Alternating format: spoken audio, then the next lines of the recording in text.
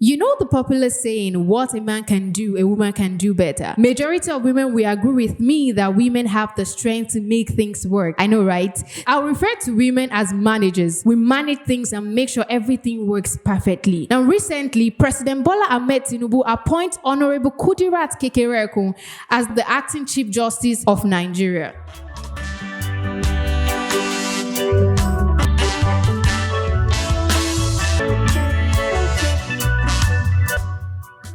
Vigilants, welcome to another educative episode of Veegilants Podcast. I am Olaiton Babatunde. And just like last week, I'll be co-hosting with Precious alone today. I know you all might be missing Lady Grace. Yes, we do miss her on the show. Good afternoon, Precious. How are you doing? Good afternoon. I'm doing great. And you? Yeah, I'm also doing great. I want to say a big thank you to our listener for always tuning in and listening to us. And you can also do well to follow us on all our social media platforms, LinkedIn, Twitter, Facebook, Instagram, and even on TikTok. So today we're talking on the guardian of justice. I know you want to know who the guardians of justice are, and we're referring to the judiciary in Nigeria. The judiciary was established in May 1999. That's about 20-something years ago. And their role is to make sure the judiciary are free from political interference, then the adjudication of electoral disputes, protection of fundamental human rights, and also the interpretation and application of law in Nigeria. Today we're talking about the CJNs and the judiciary as a whole. With us in the studio today, we have a political analyst and is also the presenter of Viewpoint at VG Media. Good afternoon, Mr. Odiawa. Thank you, Olaito, for having me on the show. Yeah. How is everything? How is Viewpoint? Tell us about the political world. Well, in the political space, we keep discovering perspectives and embracing dialogue, like I say on Viewpoint, be it elections, civic rights, or even maybe the guardians of justice, in which we are trying to talk about right Today. now. Thank you very much.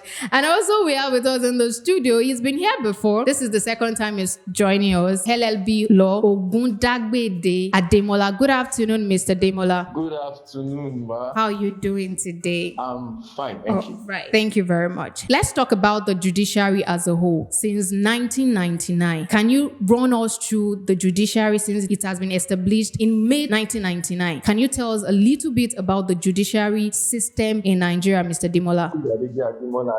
Okay, like you said, established May 8th. The judicial arm of government can give bailout and insights, interpreting law, punishing offenders, and most especially when it comes to the issue of election petition. So the judicial arm of government in Nigeria have actually performing a great role. This arm of government has been making sure that the laws that the executive and the legislative together come together to, one of them will form the law, sign it into bill, to make sure that it's interpreted the right way and offenders are duly punished. There's a saying that whether heaven comes down in law, justice has to be done. So when it comes to the judicial arm of government, we deal with justice, making sure that everyone is the last hope of common man. The judicial arm of government in Nigeria. You come to judicial arm of government in Nigeria, you are to seek redress for whatever is happening in the country.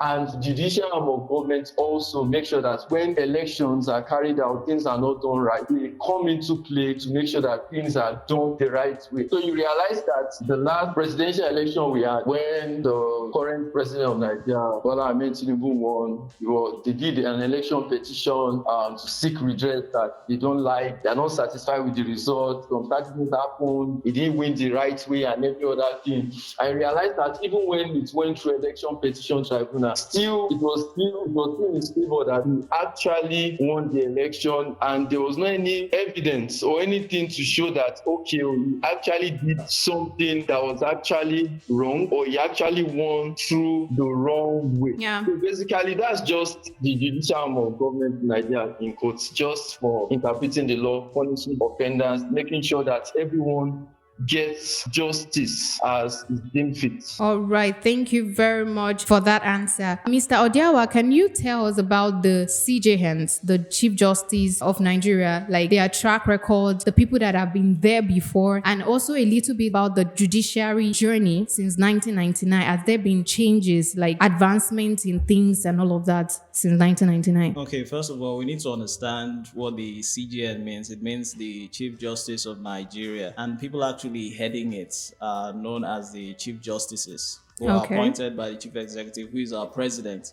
and also subject to confirmation by the upper and lower chamber. I'm talking about the National Assembly here. So bringing in now the the Chief Justice of Nigeria, they are the ones actually heading the Supreme Court, which is actually likewise known as the Apex Court. Now, the Apex Court is the Supreme Court which has the final say, which is bringing in or open to accepting a case from the High Court, which has transcended over to the Court of Appeal, from the Court of Appeal over to the Supreme Court. Supreme Court has the final say. So if it's a case whereby there has to be maladministration, or maybe there's a looting of funds, or maybe there's an execution, it's the Supreme Court that has the final say. And your evidence needs to be palpable enough before you can arrive at those conclusions. Right. Thank you very much, sir. Now, okay, recently, President Bola Ahmed Tinubu appointed Kekere-ekun as the Chief Justice of Nigeria. So what do you think she's going to bring in differently? Because this is the second time a woman is becoming the Chief Justice of Nigeria. I'm sure that there are other people in the cabinet, although they say, hey, what a man can do, a woman can do better. We have men in that cabinet too that could have done something better. What do you think she's bringing to the table? What do you think makes the government think, okay, she's the right person for the position, and then he decided to appoint her? Well, you said what a man can do, a woman can do better. Yes. Let's not dispute this gender issue. Okay. All right? Because before she came on board, we had Justice Aloma Mukhtar. Then we now had Lokayode Arola, who was actually gotten to the retirement age of 70 before Kekere-ekun would come in. So now, looking at the Nigerian judiciary now, we'll look at it and say that there's been a lot of question marks which have left jaws dropping and leaving mouths open and tongues wagging, in the sense, how credible can the judiciary actually be? Taking a cue from what our guest just said now from the PEPT, Presidential Election Petition Tribunal, also the State Election Petition Tribunal.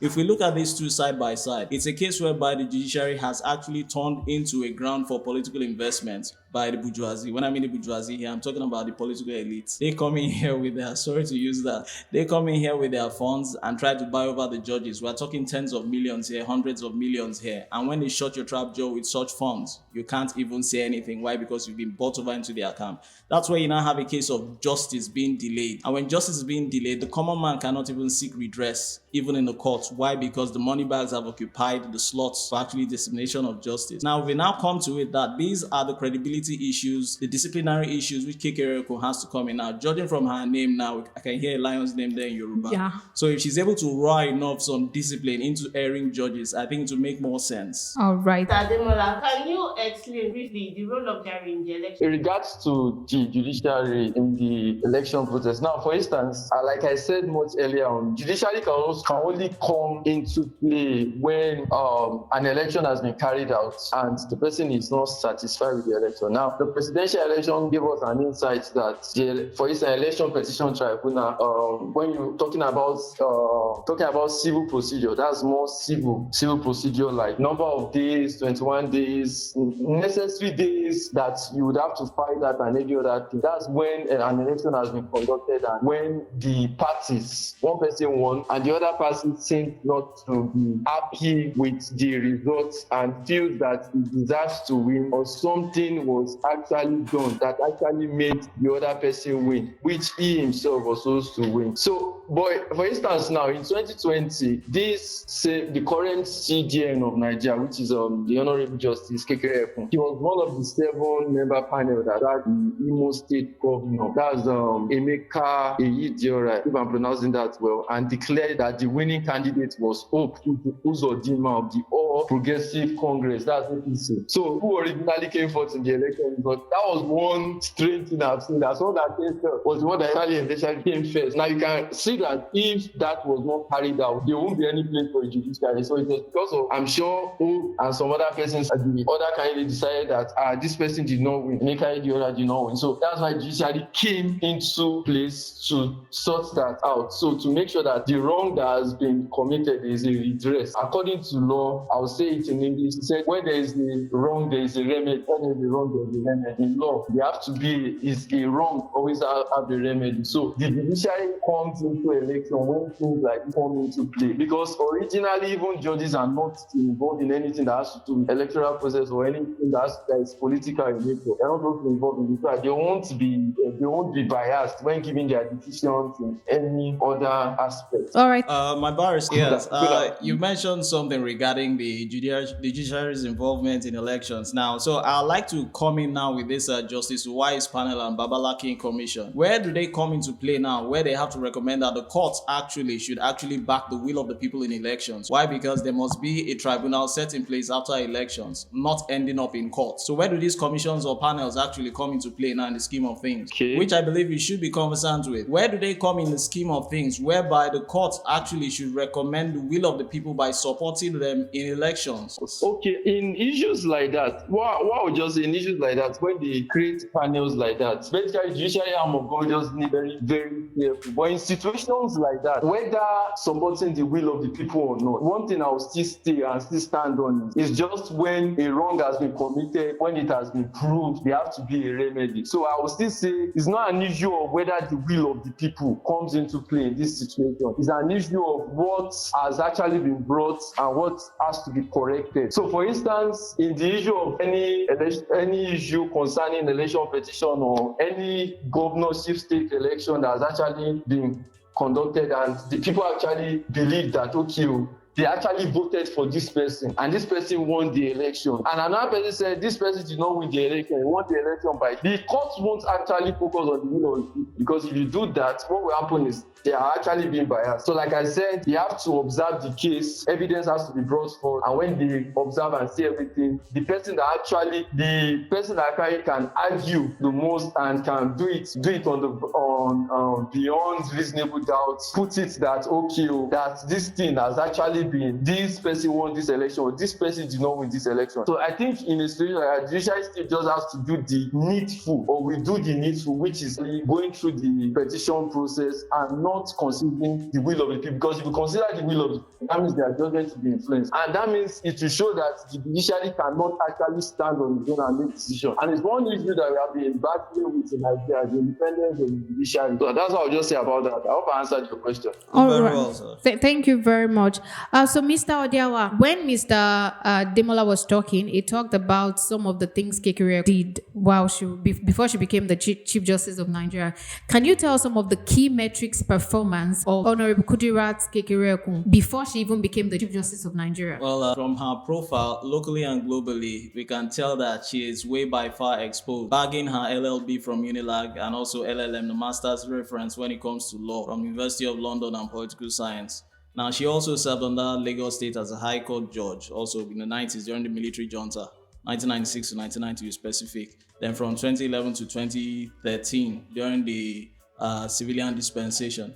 Now, as we speak now, she is now actually being appointed as a Chief Justice. Now, she wouldn't just be handpicked by the first family of the country, if not that she doesn't have that learned colleague expertise. So for her to have that expertise, both locally and globally, because she actually belongs to some groups or clubs which has to bother on relations to where she's actually connected to concerning her field. Now, someone with that expertise coming on board with such a vital position, which holds a pivotal role when it comes to the judiciary, is not child's play. And for her to come on board, serving with a very, very delicate region when it comes to the Special Anti-Robbery Squad in Lagos State, we know how deadly that can be. Yeah, sure. We could be talking about the Operation Sweeps of back then, if you can remember 1996 to 1997. Now, if we now bring such a person who is this rugged now here, might be innocent. You can hear the name Kekere-ekun. Yeah. So if she can actually roar and make some statements, judging from the fact that number one, we have endemic corruption within the judiciary. I mentioned that earlier on. We also have ethnicity also, because if we look at it, it boils down to when we have someone from the Northern Hemisphere who is in power, influencing the affairs of the judiciary. We also have a situation whereby someone from the southern part of Nigeria also influencing the affairs, likewise the West and the East. Now, it's a case of disciplinary actions whereby we have credibility, whereby my father is an influential judge and he has to get married to one particular lady. Why? Because we need learned colleague status within the family. We don't need it outside the family circle. Let me use Britain now, for instance. I'm a king or I'm a queen now. My son is a duke and I need him to marry one Tsar's daughter and become a duke and duchess of probably Wessex. Why? Because we need authority within the family. We can't go and marry a commoner. So these are the things we now begin to look and check checkmate. So when they now bring, even if that fellow we're bringing in who is actually a certified lawyer but doesn't have the technical know-how when it comes to legality is brought in, these are where credibility issues now actually come in. So she needs to address all these issues, and someone coming from her own background, I want to believe she should have the expertise and technical know-how in legality to be able to address all these. All right. So I'm going to be asking you both this question, but you will go first, Mr. Odewa. In your opinion, why Kekere-ekun? Someone else could have emerged the Chief Justice of Nigeria, but then the president appointed Kekere-ekun. You've talked about our key metrics and all of that, but do you think there might be someone better who would have done even better than what she would be doing? Well, frankly speaking, if we look at it, it's just like you who is an applicant searching for a job. Yeah. If you don't have the qualifications, you won't be certified enough for that role. Even though you might know how to do it, but if you don't have that right certification, it becomes a problem. You might have an LLB, you might have an LLM, you might have a PhD in law, but there are other certifications on the side which you need to patch up. In local parlance, they call it pali. You don't have all this pali on the side to add up with your certifications from the 4 walls of university. It becomes a problem. I want to believe that she's really muscled up concerning all that. If not, she wouldn't have been picked for that position. Okay, with what you just said, I'm sure you know that in Nigeria we play politics. Okay. It might not even be because of all these are key metrics. What if the government are playing politics? Okay. I made mention of using an analysis using the Queen, Sussex, Duke and Duchess of Wessex. Maybe the fellow might not necessarily be qualified for that role. Okay. But because of preferential treatment, that is when nepotism or favoritism now comes in, and the credibility issue now keeps skyrocketed. So if we now look at it from that angle, we might say, okay, yes, justice wasn't actually being self-justifiable. All right. So, Mr. Demola, can you also tell us why do you think Kekere-ekun was appointed the Chief Justice of Nigeria? It could be anybody, like I said earlier. Why did they choose her? Okay, thank you very much. I would start from, at first you started by talking about what you mentioned, what a man can do, a woman can do better. Yeah. Okay, but under the law, we don't actually recognize ladies. Now, in the sense that females, there is no term that we call this thing. So we all call everybody, we don't all address everybody as my lord. You hear something like the men in skirt, and we have the men in skirt, and we have the better. I don't think about the ladies and every other thing. So, but one thing I would just say is, it does not matter whether the lady, or does not matter whether somebody else is better. I feel it speaks for itself. There is another Latin maxim, which I'll just say it in English, I won't say it in Latin. It says the fact for itself. Now, the fact in the sense that based on her credentials, based on her CV, because when you sent me the name, I had to go through, and when I saw that this woman is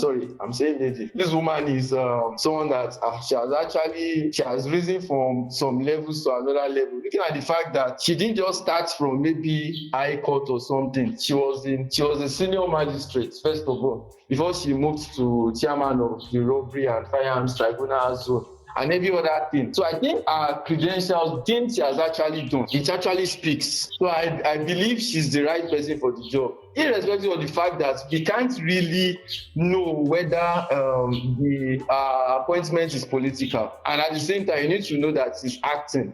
So acting means it might just be for the meantime, or it can just be, or she can be there forever, who knows, depending, you understand? So I think, to me, based on what I've seen, based on what I've observed, based on the little research I've actually done, I think she's the right person for the job. I don't mind whether I don't think whether she's a woman or a man, or maybe she has this number of experience or so, but she has the right experience. And for instance, now, another thing that makes me believe that she's the right person for the job is in October 2022, she was given the national honor of Commander of the Order of the Federal Republic, CFR. If you check her name online, CFR will be in brackets, and it was given to her by President Muhammad Buhari.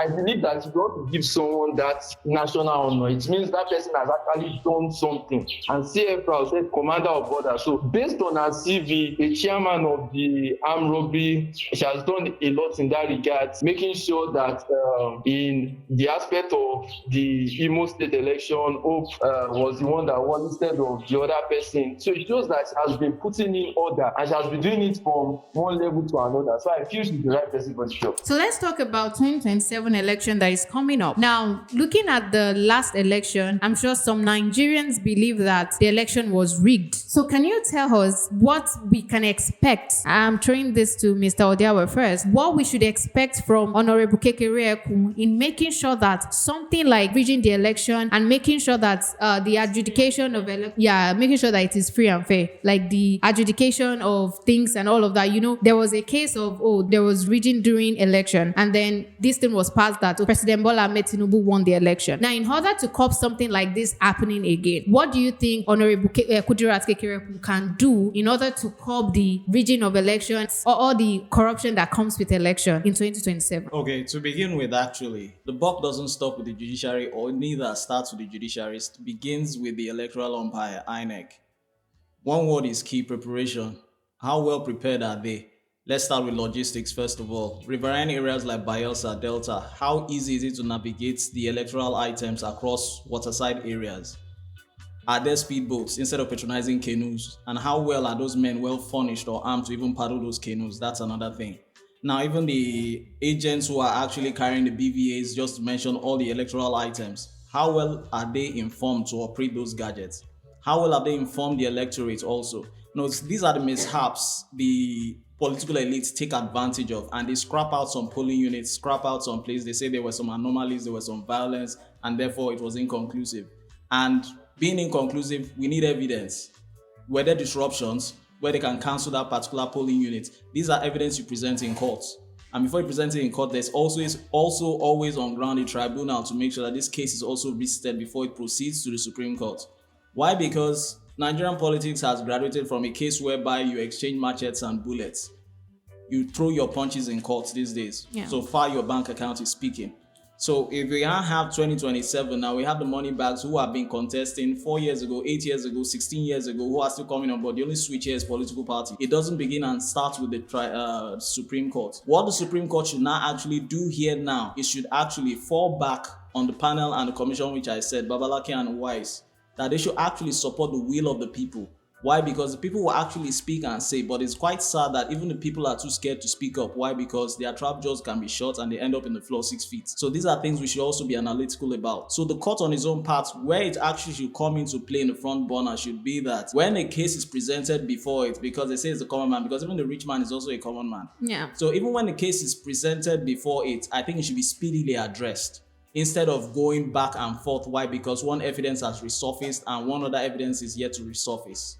All right, thank you. Like I say earlier that we play politics in Nigeria. With what you just said now, that they judge the whole thing and make sure that the person who has the evidence wins. And like you said, it is the people that have the money bag that control things in Nigeria. Now you're talking about people that have tried running for presidency, say, many years ago, and it's still not working, and they are still going to try again. Can you say that the judiciary in Nigeria operates free and fair? That is where the credibility now sets in, like I said in the initial phase of the show. Credibility has always been one key factor which has actually been swept under the carpet and people just turn a blind eye to. So if it can be actually be addressed in the dispensation of Kekere-ekun, I think it will be a lost glory return for the judiciary. All right. And we're also hoping that Honorable Kekere-ekun does something different and better from the past. And we look forward to seeing good things from her. And for the fact that she's even the second woman who is going to be the Chief Justice of Nigeria, we're expecting something different. We're expecting something better in the elections that are coming forth. I think the Edo election is coming up, and we also have the Ondo election. And from there, we have more elections that will be coming up. So we really hope the judiciary in Nigeria operates free and fair and away from the political interference. Let them do what they have to do. So that will be all on today's episode on the guidance of justice. Thank you for joining us. But before we go, let me say well done and thank you to Precious for joining me on the show this afternoon. And I would also like to thank Mr. Odiawa for joining us on the show today. And you can also tell us about your viewpoints so that our listener can, know a little bit about viewpoints before we go. Okay, to our listeners out there, you can subscribe to the Veegil Media channel and also patronize one of our shows, Viewpoints, where we discover perspectives and embrace dialogue. I'm Odiawa AI. Thanks for having me on Light On. All right, thank you very much. And once again, thank you, Ademola, for joining us on the show. Thank you very much for having me once again. So happy to be here once again. As you guys are doing well, I've been seeing Miss Precious posting on our WhatsApp status, things they have been doing, the protests, every other thing. You should continue. I think a nice work. All right. Thank you very much. And shout out to Grace, to Mr. Paul, and also to Biloba for joining us in the studio. And to our listener, thank you very much for always listening. We love you and we'll promise to always give you the best. Until the next, do have a great weekend.